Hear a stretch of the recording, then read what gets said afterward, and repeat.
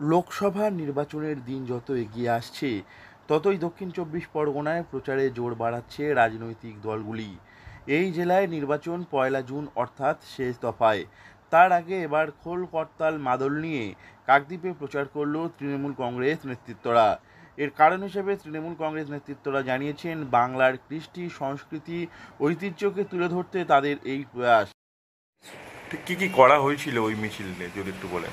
যেমন প্রচারের বিভিন্ন রকম অভিনব প্রচার থাকে, সেই প্রচার অভিনবত্ব করতে গিয়ে সেই এলাকার যারা উৎসুক মানুষ, উৎসুক জনতা, তারাই যা যা করেছে তারাই করেছে।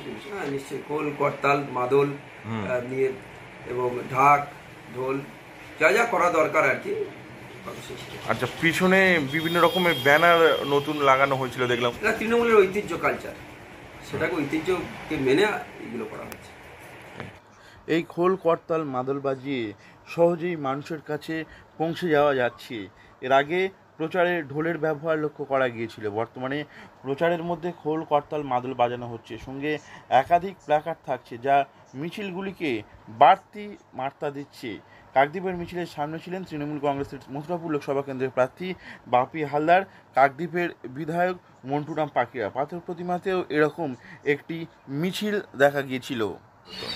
দেখুন, বাংলার কৃষ্টি সংস্কৃতি, বাংলার ঐতিহ্য পরম্পরাকে সামনে রেখে ভোট আসবে, ভোট যাবে, কিন্তু আমরা যে বাঙালির যে সত্তা, সেটাকে নিশ্চিতভাবে একটা শ্রেণীর মানুষ, একটা দল যারা বাংলা কৃষ্টি সংস্কৃতি, বাংলার কালচার ঐতিহ্য বোঝে না, তারা বাংলাকে এসে হিন্দি বলার কালচারটাকে ঢুকিয়ে দিতে চাইছে। সেই জায়গা থেকে বাংলার মানুষের আশ্বস্ত করা, মধ্যপ্রদেশের মানুষের আশ্বস্ত করা, মমতা বন্দ্যোপাধ্যায় বাংলার কৃষ্টি সংস্কৃতিকে যেভাবে ধরে রেখেছিল, আজকের দিনেও আমরা সেইভাবেই ধরে রাখবো। পাথর প্রতিমায় যে মিছিলটি আয়োজিত হয়েছিল, সেই মিছিলে উপস্থিত ছিলেন তৃণমূল কংগ্রেসের মথুরাপুর লোকসভা কেন্দ্রের প্রার্থী বাপি হালদার, সঙ্গে ছিলেন পাথর প্রতিমার বিধায়ক সমীর কুমার জানা। এ নিয়ে তৃণমূল কংগ্রেসের মথুরাপুর লোকসভা কেন্দ্রের প্রার্থী বাপি হালদার জানিয়েছেন, বাংলার কৃষ্টি সংস্কৃতি ঐতিহ্যকে তুলে ধরতে তৃণমূল কংগ্রেস সবসময় চেষ্টা করে।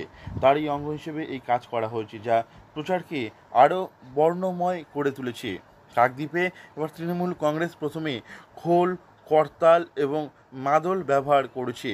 সেই খোল করতাল মাদল বাজিয়ে তারা তৃণমূল কংগ্রেস কর্মী সমর্থকদের নিয়ে মানুষের বাড়িতে বাড়িতে পৌঁছে যাচ্ছে, যা মিছিলকে বর্ণময় করে তুলেছে।